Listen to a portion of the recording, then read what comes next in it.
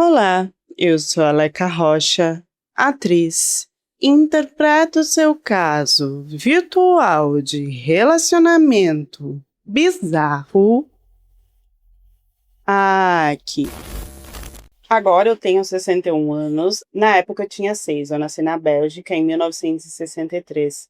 A minha mãe era solteira, que era uma coisa extremamente estranha para a época. Desde muito cedo ela tinha comportamentos estranhos, o que me fez entender que ela tinha algum desvio mental que nunca foi tratado ou pesquisado. Desde a época que ela trocava as minhas fraldas, eu já sentia que tinha alguma coisa estranha ali, mas muito pequena, não conseguia entender o que. Então, a cada troca de fralda, a gente tinha agre, né? De uma forma mais.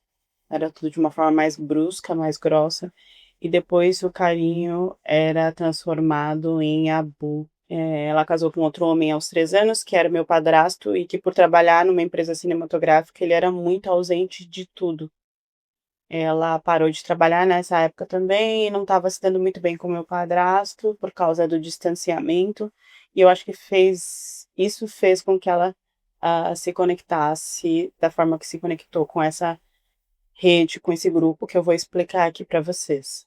Entrou também uma faxineira que às vezes ia cuidar lá de casa, e essa faxineira era casada com um homem, e esse casal começou a se oferecer para cuidar de mim. Então, algumas vezes eu dormia na casa desse casal, eles me ensinaram a nadar, me ensinaram um monte de coisa. E até aí tava tudo normal. Quando eu completei os meus 6, né, sexto ano de vida, as coisas começaram a ficar estranhas e eu não entendi muito bem o que aconteceu, mas foi através dessa faxineira e desse casal que começaram a mudar o comportamento.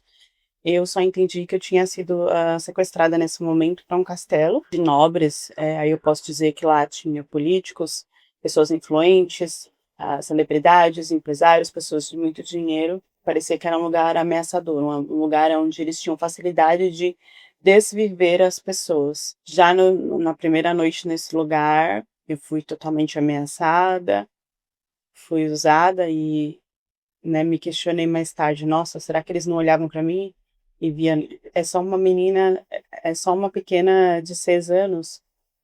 Não, eu não vou fazer isso, mas pelo contrário, né, eles tinham desejo de fazer essas coisas.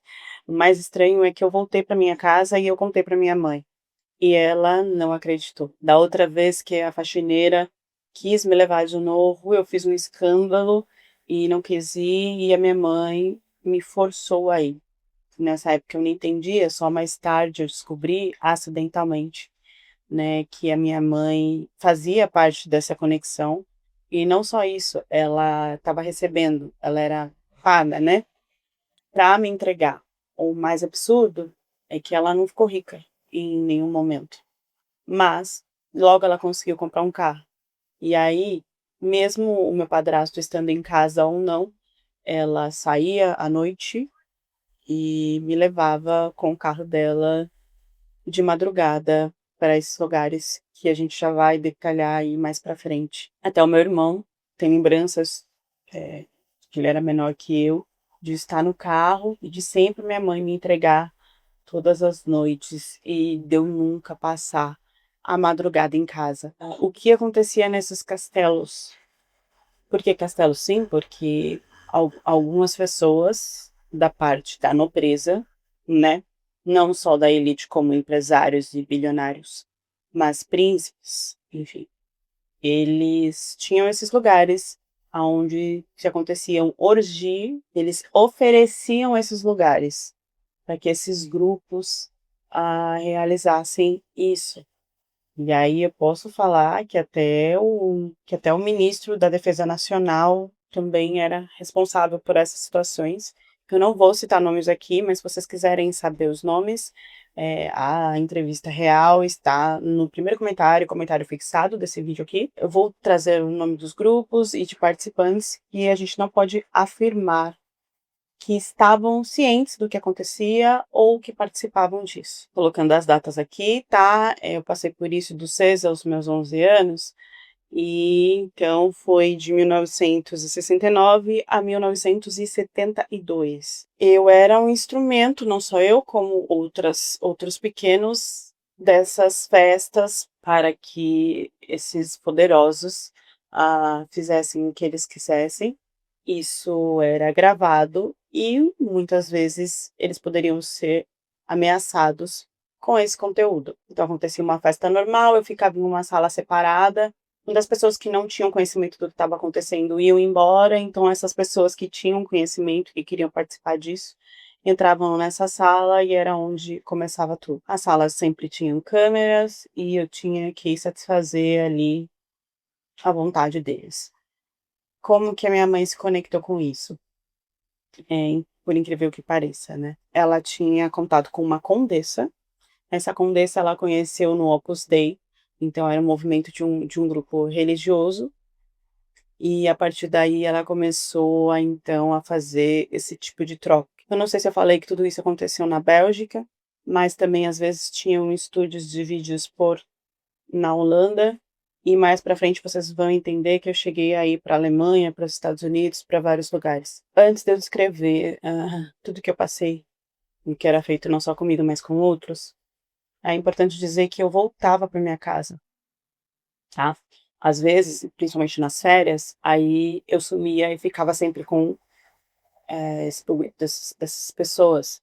Mas quando eu estava estudando, eu não frequentava muito a escola, né? Mas às vezes ia e sempre ficava em casa. E tentei contar uma vez pro meu padrasto, ele não acreditou. E a minha mãe, ela queria que se acreditasse no mundo paralelo que ela estava vivendo. Então, se eu tivesse marcas ou alguma coisa, ela começava a criar uma história para aquilo. De que eu tinha subido numa árvore e despencado. Ela falava pro meu padrasto de que eu era um moleque. Então, uma hora eu tinha corrido na rua e rolado um morro. Qualquer coisa que desse a entender que as marcas no meu corpo eram disso.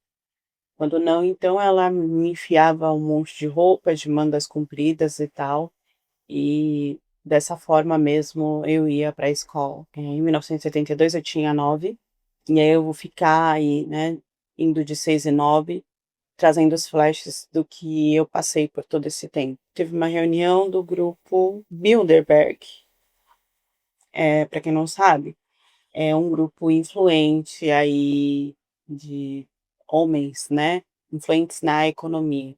Bill Clinton, vários participam, isso não quer dizer que eles estavam nessa situação. E aí essa reunião, ela tinha o objetivo, lógico, de ter contato com esses poderosos e de chantagear esses poderosos.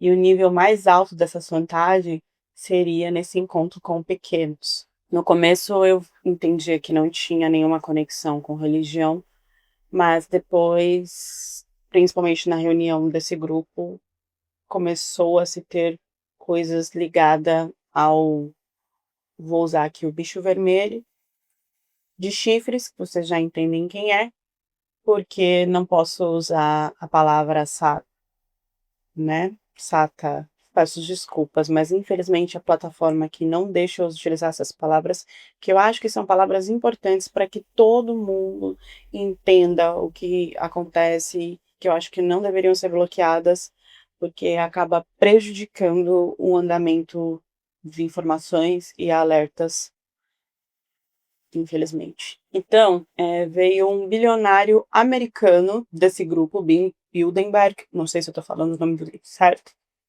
Posso deixar escrito aqui para vocês pesquisarem depois no grupo do que se trata esse clã. E aí, esse americano, ele já chegou com elementos do vermelho chifre, tá? Primeiro que todo mundo usava túnicas pretas e capuzes. E isso aconteceu debaixo de uma catedral.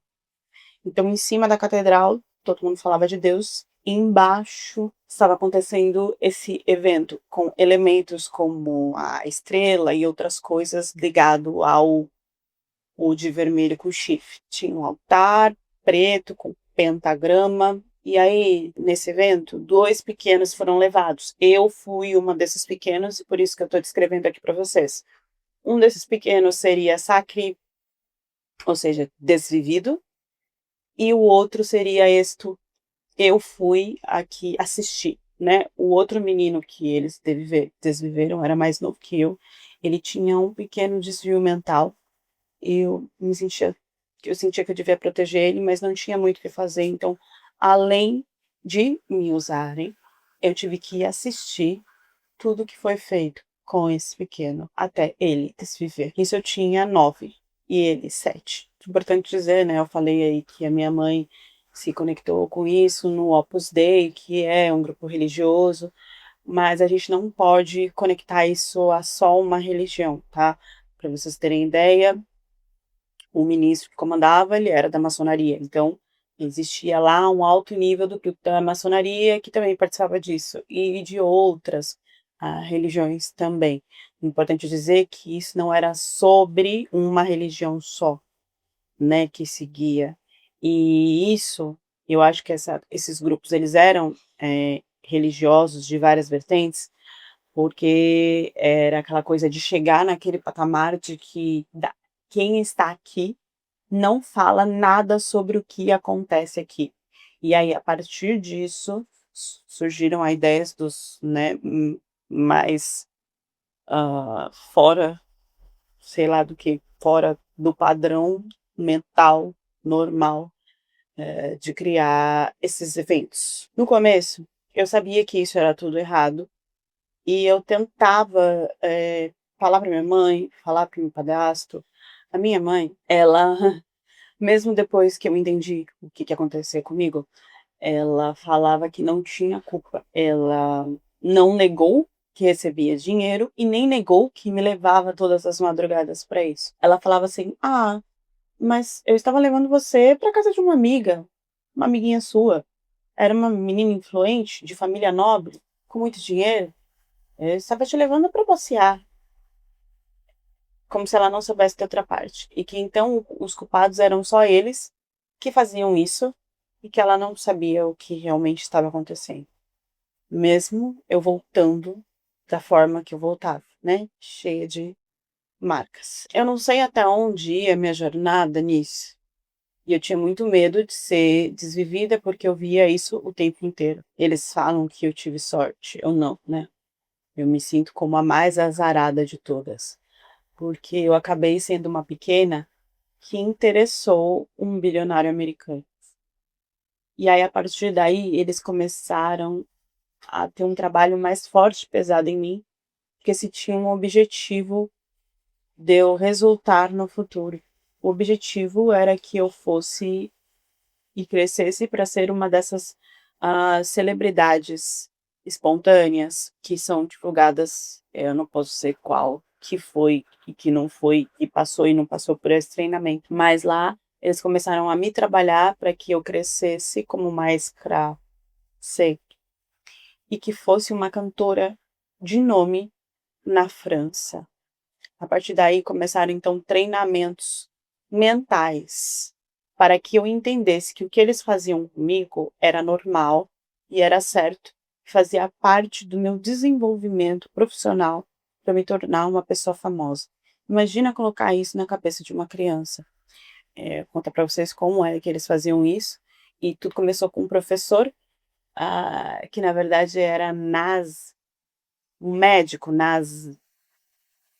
então ele tinha essa forma de controlar a sua mente. Tudo isso acontecia porque a Bélgica, né, eles queriam ter conexões com outros países e ter um crescimento, né? Então, às vezes a criança também era usada como moeda de troca, como um presente ali, né? Uma conexão forte para que as coisas crescessem para eles. Bom, esse tratamento, o treinamento, né? Ele aconteceu nas férias. Eu passei o mês de julho inteiro nos Estados Unidos e o segundo mês na Alemanha. Então, a primeira coisa que eles fizeram foi colocar um aparelho em que os meus olhos eles sempre se mantinham abertos. Eu não conseguia fechar. E aí eles colocaram filmes, você já deve imaginar o teor dos filmes, para que eu assistisse repetidamente e começasse a entender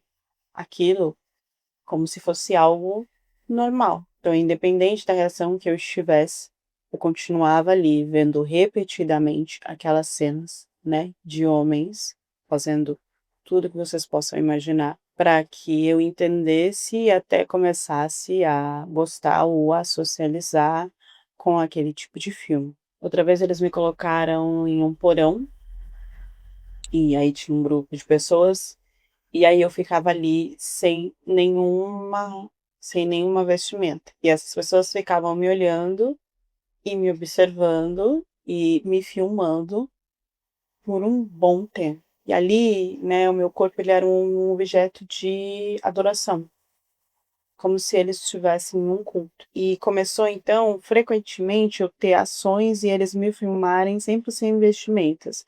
Então eles, tinha um momento que eu tinha que estar arrumava meu cabelo, e aí eles tinham que arrumar meu cabelo, tinham todos os detalhes. Meu cabelo tinha que estar naturalmente arrumado, como se estivesse um pouco bagunçado. Sabe aquele bagunçado que fica naturalmente lindo? Arrumei, mas não arrumei. Então tinha esses tipos de detalhes. E eles faziam isso sempre comigo sem vestimenta nenhuma. E tipo, nossa, como você é linda, olha como seu cabelo tá bonito. Sempre com frases de elogios. E ressaltando as minhas qualidades. Traziam sempre muito conforto para mim, né? Conforto na alimentação, na forma de vida. Então, ao mesmo tempo que eu tinha a parte ruim, eles me conectavam a coisas que eu não tinha, coisas boas. E aí eu ficava nessa coisa de, estou vivendo algo ruim, mas tem algo de muito bom também. Isso trazia uma confusão enorme para minha cabeça e eu não conseguia já mais assimilar o que era errado e o que era certo. Eles então contrataram um professor de canto para mim.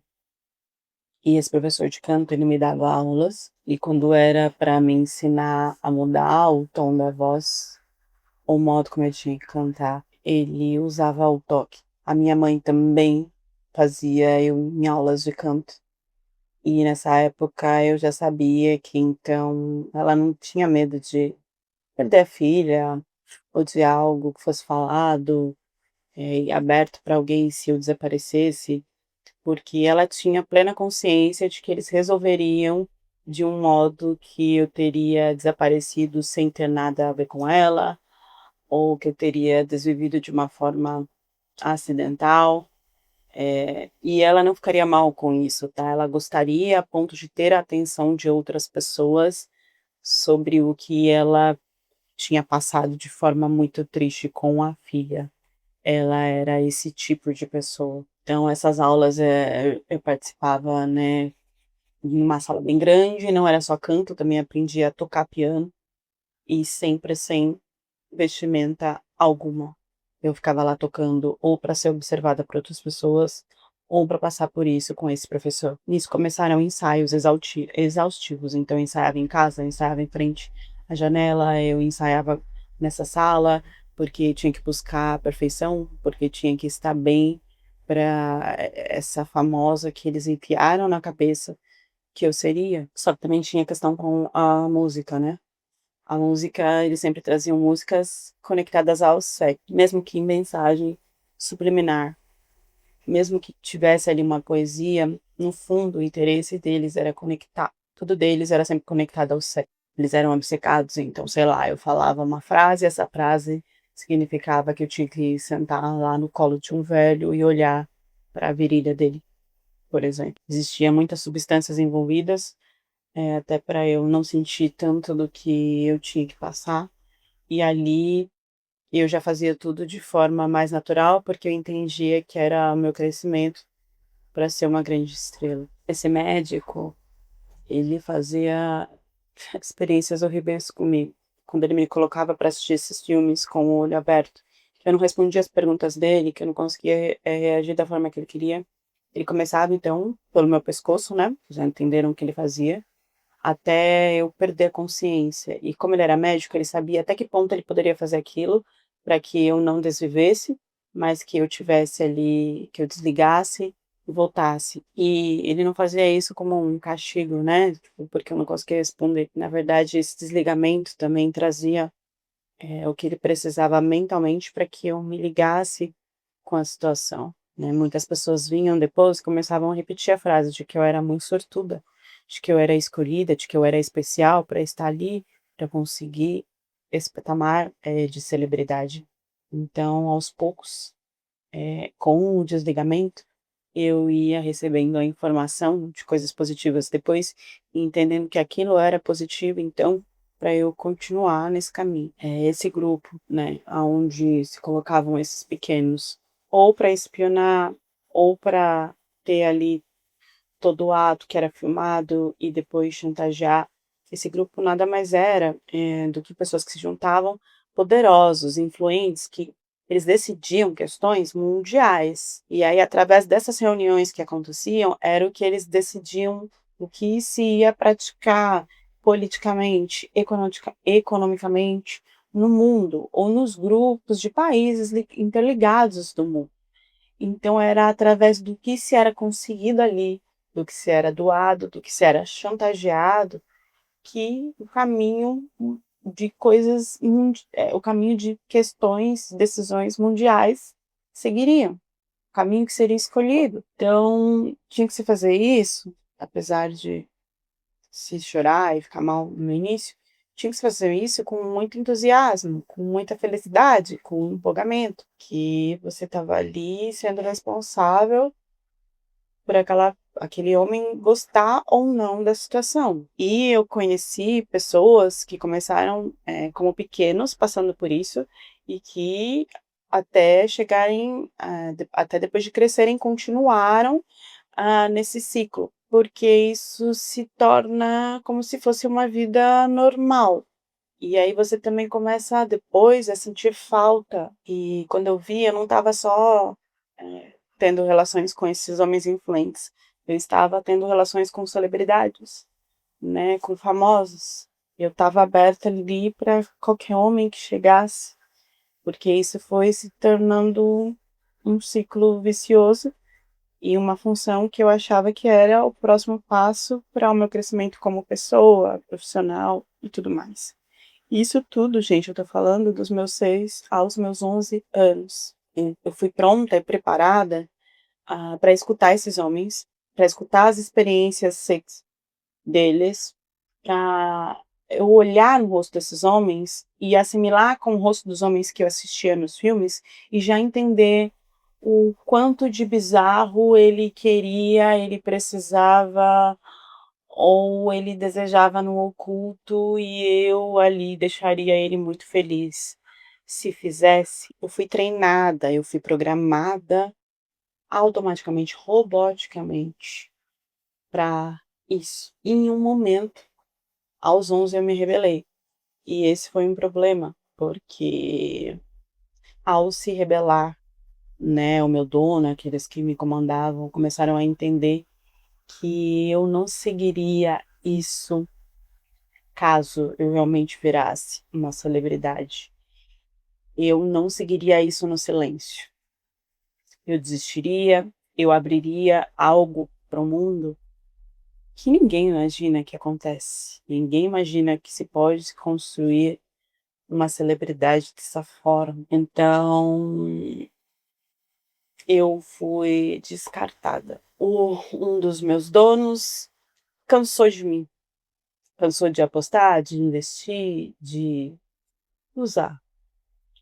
E aí eu conheci o outro lado, que era o lado das pequenas descartados. Se tinham, era um pedaço de pau, de caule, onde eles amarravam ali, né, o pequeno.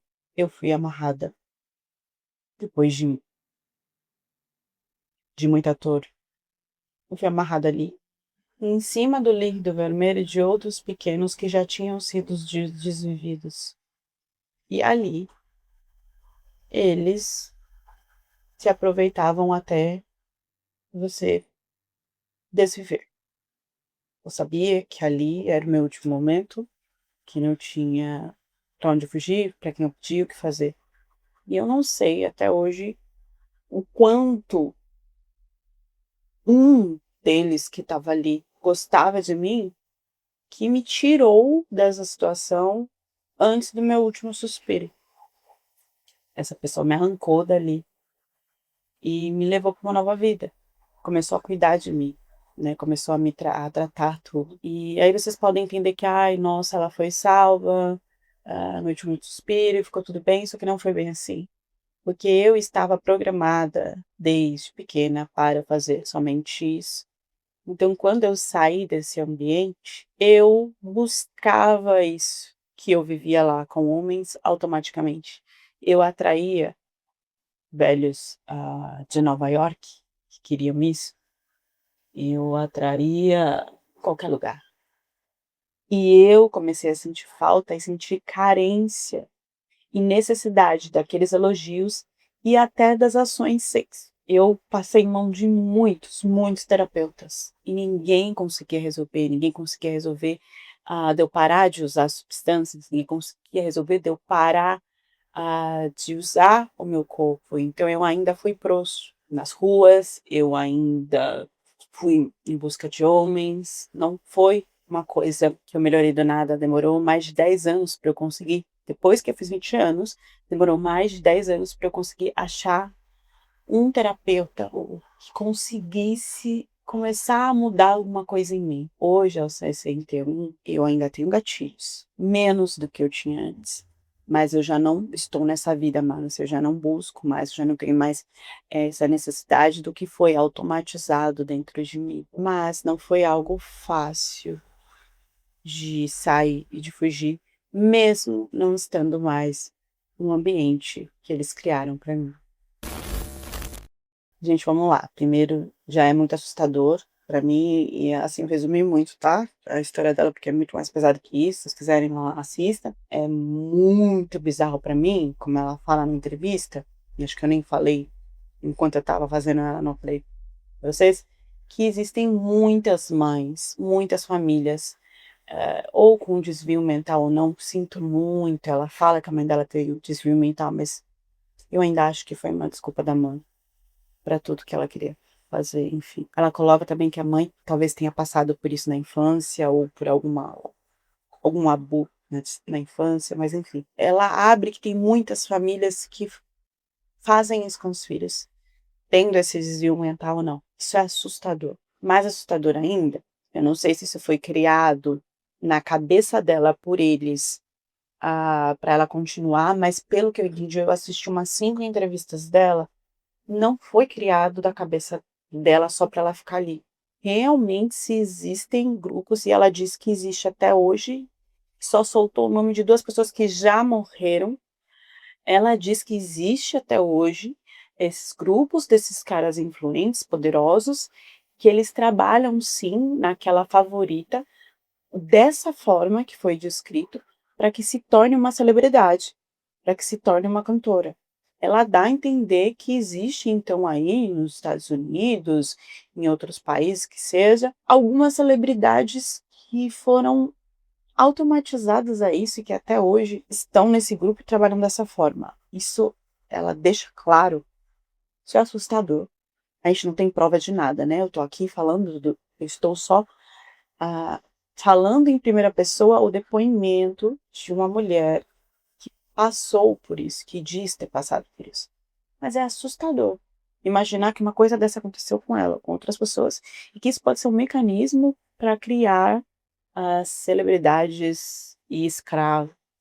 Bom, gente, as histórias estão bem pesadas, né? Quero saber se vocês estão gostando, se eu posso trazer mais casos assim.